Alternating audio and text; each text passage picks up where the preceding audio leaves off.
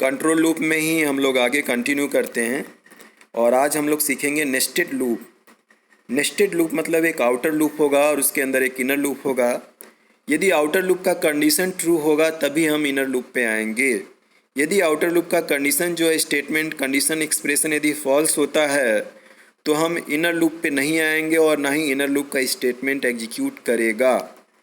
तो nested loop का use आपका पिरामिड प्रोग्रामिंग में यूज किया जाता है और मैट्रिक्स प्रोग्रामिंग में भी यूज किया जाता है। तो नेस्टेड फॉर लूप जो कि आपका मोस्टली यूज़ किया जाता है आपके प्रोग्राम में नेस्टेड केस में। और यहाँ पे इस सिंटैक्स के माध्यम से समझाया गया है कि एक आउटर लूप है फॉर लूप और इसका जो सेक्शन है initialisation section, condition and increment, और इसी के अंदर एक आपका इनर फॉर लूप है। इनर फॉर लूप इसमें भी सेम आपका इनिशियलाइजेशन, कंडीशन एंड इंक्रीमेंट। इस इनर फॉर लूप के अंदर आपका स्टेटमेंट है। यदि आउटर फॉर लूप ट्रू है तो हम इनर फॉर लूप पे आएंगे और इनर फॉर लूप यदि ट्रू हुआ, कंडीशन सही है, तभी हम स्टेटमेंट को एग्जीक्यूट करेंगे। यदि ये फॉल्स होता है, यदि ये कंडीशन फॉल्स होता है तो हम बाहर आके इसके अगले स्टेटमेंट पे चले जाएंगे। ठीक है, तो this is the general syntax of nested for loop.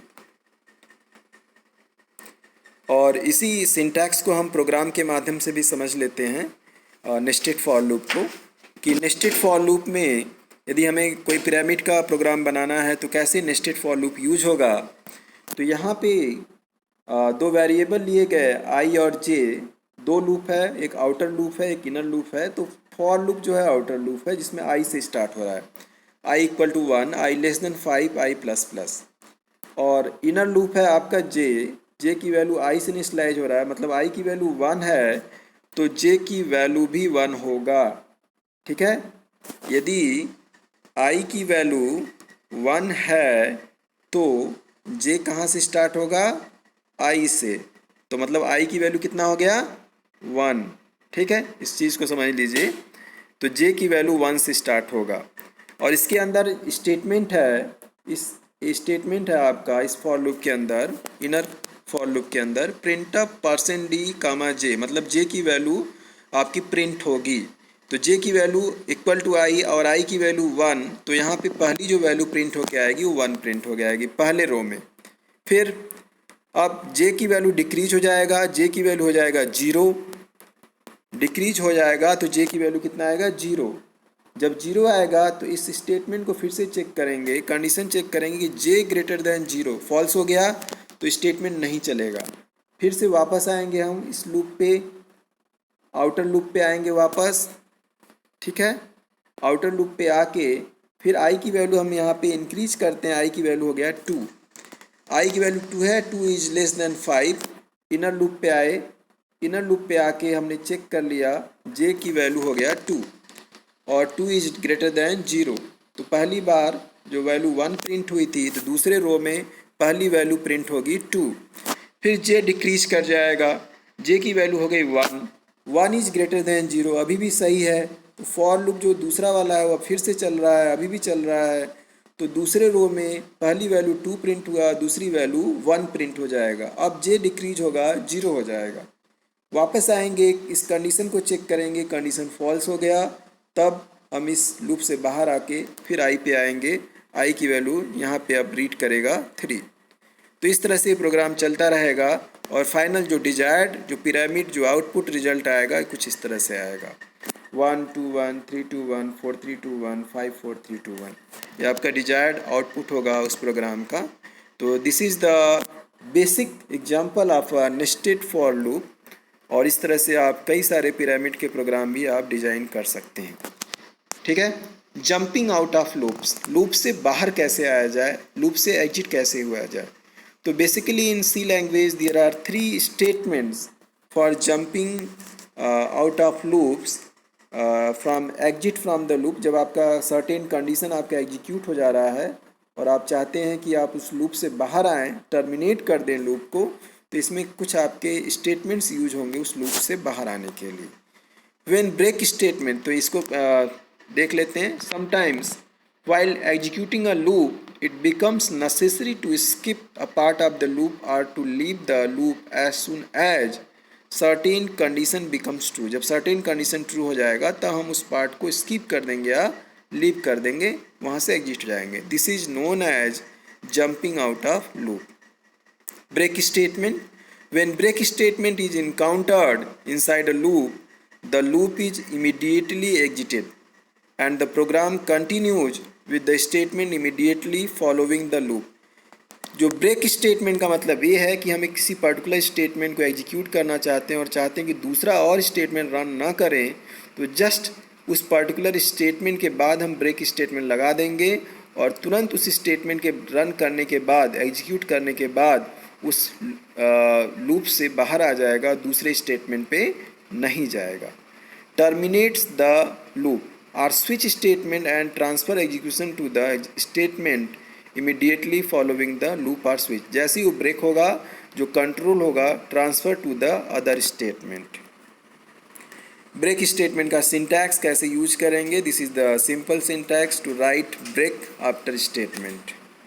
The syntax for a break statement in C is as follows. This is the flow diagram of break statement. First check the condition. Condition check करेंगे, condition true होगा तब हम ये statement execute करेंगे और जैसे ही statement execute कर लिए हम ब्रेक स्टेटमेंट यूज कर लेंगे, उस लूप से बाहर आ जाएंगे. यदि ये कंडीशन फॉल्स होता है तभी हम अदर स्टेटमेंट पे जाएंगे. ठीक है, एग्जाम्पल है ये ब्रेक स्टेटमेंट का. यहाँ पे एक छोटा सा एग्जाम्पल लिया गया है, प्रोग्रामिंग एग्जाम्पल, कि ए की वैल्यू 10 है और यहाँ कंडीशन दे दिया while a is less than 20. ठीक है, तब तक लूप चलेगा जब तक a की वैल्यू 20 से स्मॉलर है. तो पहली बार जो a की वैल्यू प्रिंट होगी वो 10 प्रिंट हो जाएगा. फिर by using this statement a plus plus a की वैल्यू इंक्रीज कर गया, a की वैल्यू हो गया 11.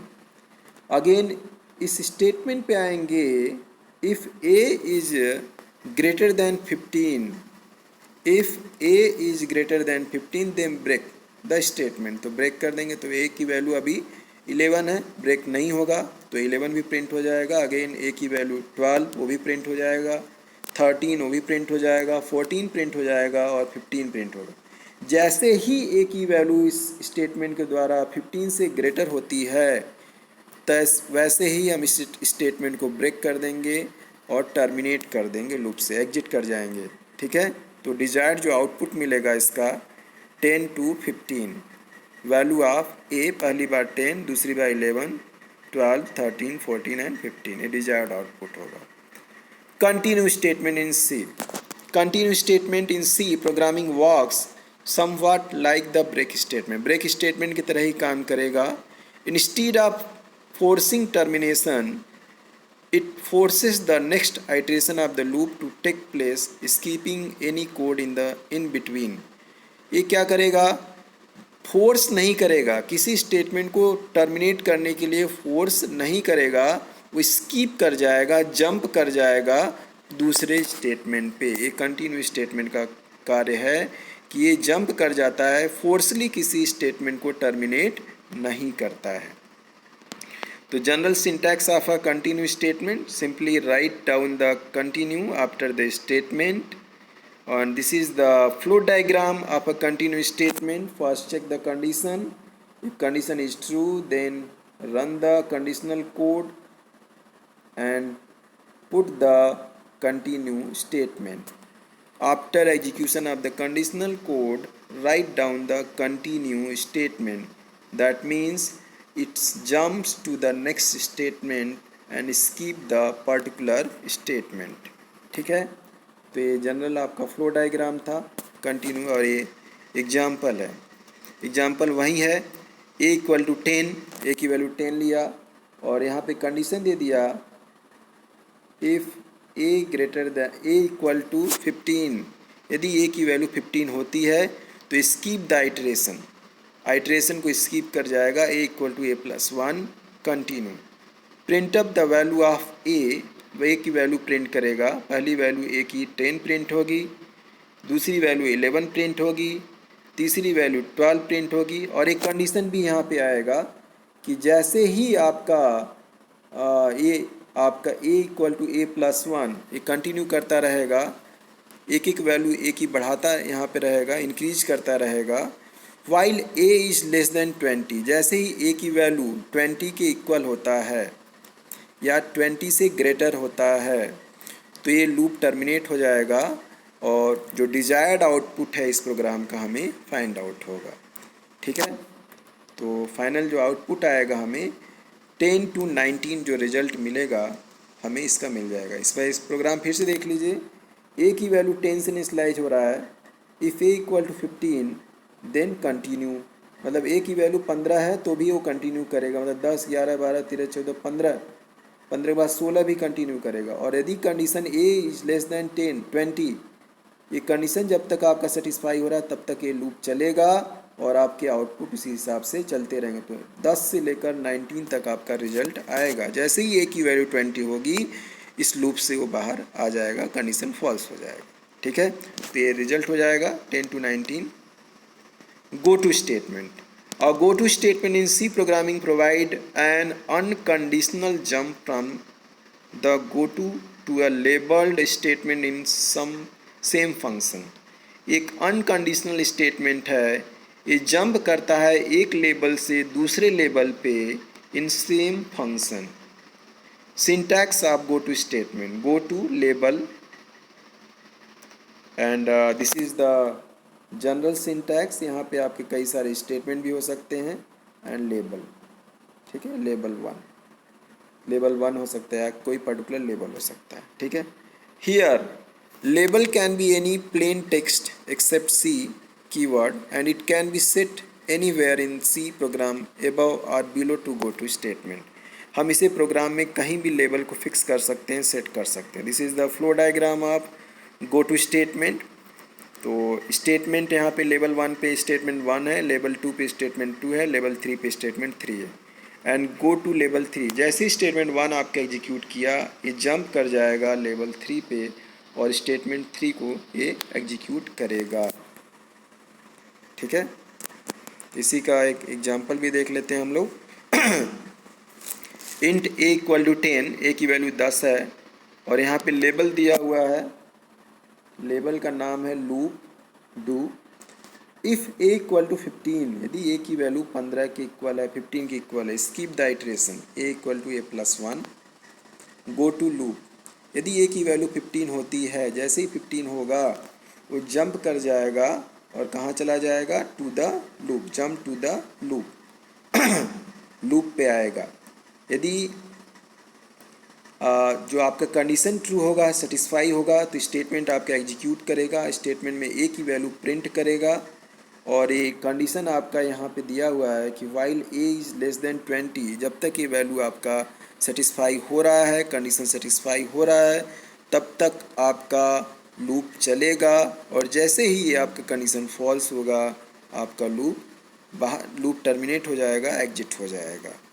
तो जो डिजायर्ड आउटपुट हमें मिलेगा 10 to 19, इस पर्टिकुलर प्रोग्राम का जो आउटपुट मिलेगा हमें 10 to 19 मिलेगा। तो यहाँ पे जो गो टू स्टेटमेंट है वो बिना कंडीशन चेक किए ही स्टेटमेंट को रन करता रहता है, अनकंडीशनल स्टेटमेंट है। पहली बार ए की वैल्यू 10 प्रिंट किया, फिर उसके बाद चेक किया ए इज़ लेस देन 20 सही है, फिर ए का इंक्रीज़ किया वैल्यू 11 प्रिंट किया, 12, 3, 15, 14, 15 अप टू 19। तो रिजल्ट जो आएगा इसका ये आ जाएगा। ठीक है, तो आज के लेक्चर्स में हम लोग बस इतना ही कवर करते हैं, फिर आगे के लेक्चर्स में हम लोग इसके कवर करेंगे। तो आप लोग इसमें एक बार एक्सरसाइज प्रैक्टिस करिएगा और ये प्रोग्राम लिख कर इसको रन करिएगा। धन्यवाद।